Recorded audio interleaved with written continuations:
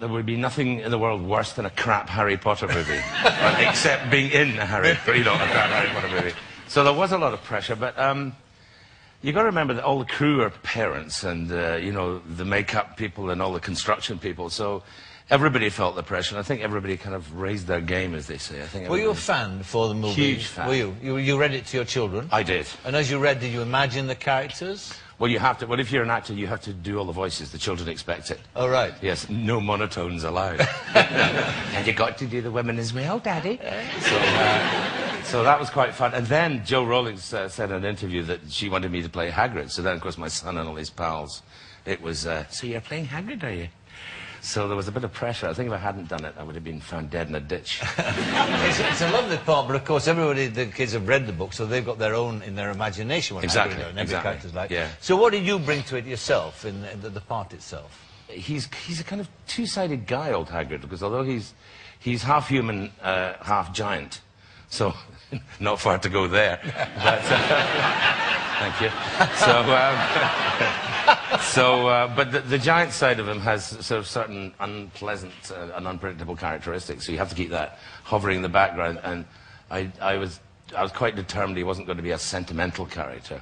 I mean, there's a difference between you know, a warm feeling character, yes, and the last thing we wanted was any sort of, you know, Disney cutesiness. You know? Yes, yes. What about being a giant? That's my Disney career gone now. Absolutely out the window. What about being the giant, though? I mean, how do you be a giant? I mean, you are a big man yourself. I can't. He's 9 foot high. 8'6", yeah. 8'6". 8'6". Well, there's a huge difference, isn't there? There is. When you walk into the pub, if you're 8'6", you just get that little less respect than if you're 9 feet, don't you?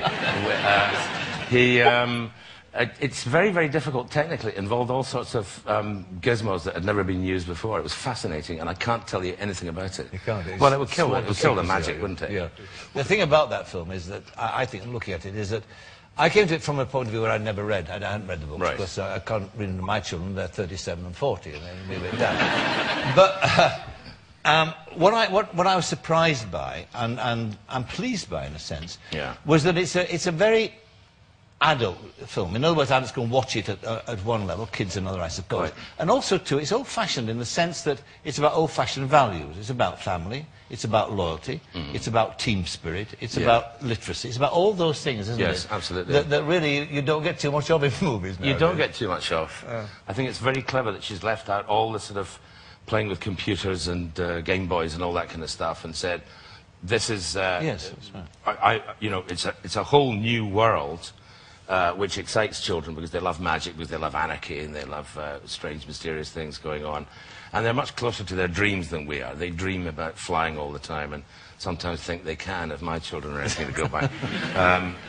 I think it was very wise of her to do that, because once she's into that other world, all notions of what's cool go out the window. Yes. Do you know what I mean? Yes, that's right. No, you don't worry, is Harry wearing the right trainers?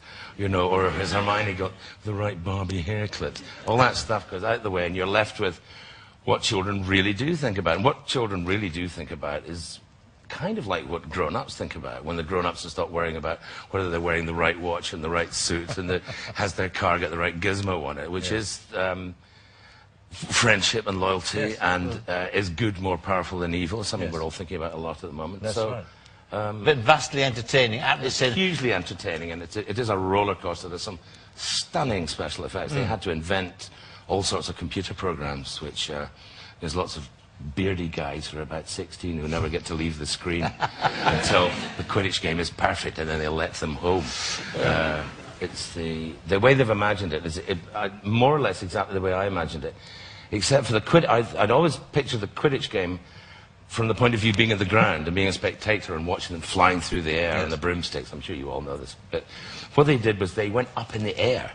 So it's filmed as though you were another broomstick at 150 miles an hour doing loops. And when I went to the premiere, there's like 2,000 grown-ups all going like this. You know, it was just fantastic, you know.